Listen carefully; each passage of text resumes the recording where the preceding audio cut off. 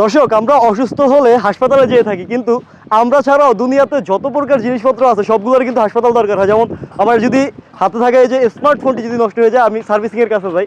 এবং আমাদের যদি পশু প্রাণী যদি অসুস্থ হয়ে যায়, তাকে আমরা এই যেই পশু হাসপাতাল আছে ওইখানে নিয়ে যাই। কিন্তু আমাদের যে মাছ, ইলিশ মাছ ধরার যেই বোটগুলো আছে বা জাহাজগুলো আছে, এগুলোও কিন্তু আসলে অসুস্থ হয় বা এগুলোর মেরামত করার প্রয়োজন হয়। যদি মেরামত করার প্রয়োজন হয়, তখন এগুলাকে নিয়ে আসা হয় যে এরকম একটা ডক ইয়ার্ডে।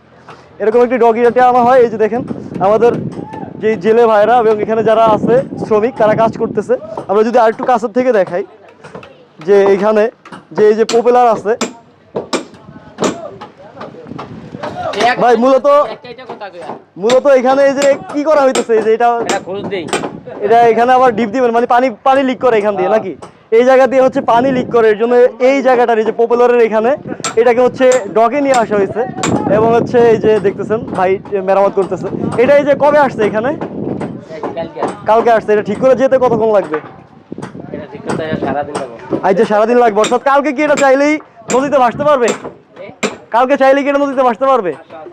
ও আচ্ছা আচ্ছা। এই যে দর্শক দেখতে পাচ্ছেন, এইভাবে কিন্তু আসলে এখানে আরো অসংখ্য এরকম ইলিশ জালের বোট আছে যেগুলো আসলে মেরামত করা হইতেছে। তো সবাই ভালো থাকবেন, আল্লাহ হাফেজ।